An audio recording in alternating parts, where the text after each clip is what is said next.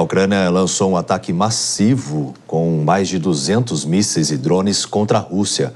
O repórter Luca Bassani traz todas as informações ao vivo para a gente. Boa noite, Luca. Quais os detalhes você tem?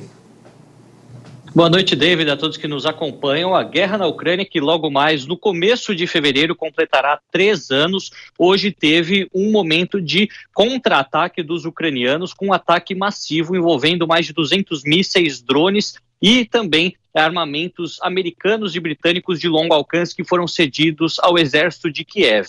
Esses ataques ficaram concentrados em cidades russas estratégicas na produção de armamentos, na produção de gás e também de bens industriais, muitas delas de 200 até 1.100 quilômetros da fronteira com a Ucrânia. Cidades importantes como Tula, como Briansk, Engels, Kazan, Saratov, muitas delas atingidas com sucesso.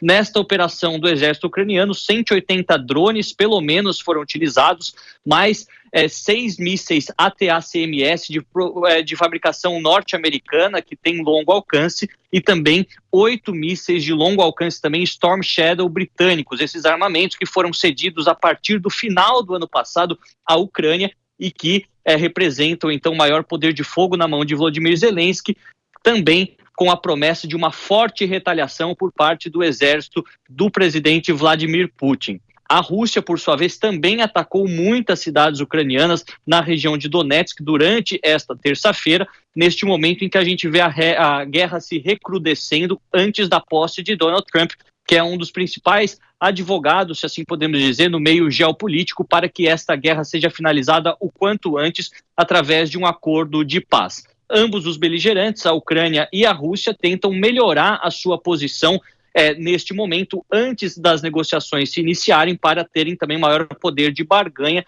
Os ucranianos, com certeza, com um menor território que gostariam de ter, e os russos tentando conquistar o máximo possível caso as linhas de defesa sejam congeladas e assim os territórios sejam alterados. Nós continuaremos acompanhando, vendo como essa guerra vai se desenrolar durante os próximos 7 dias antes da posse de Donald Trump, que, como sabemos, foi muito vocal durante a sua campanha sobre finalizar essa guerra durante os primeiros dias de governo.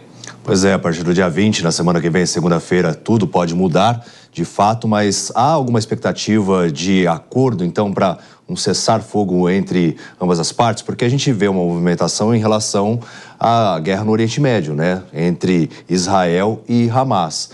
Na Ucrânia e Rússia, há alguma expectativa de acordo?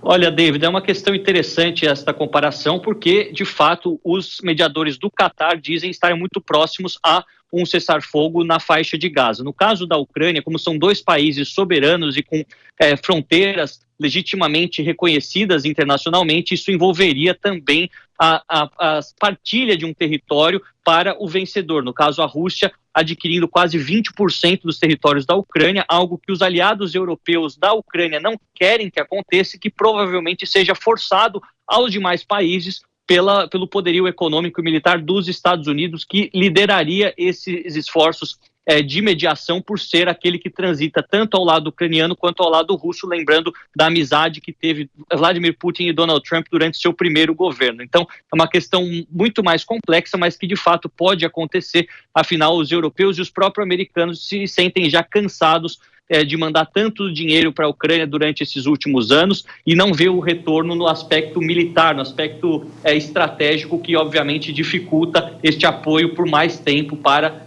justificar suas respectivas populações.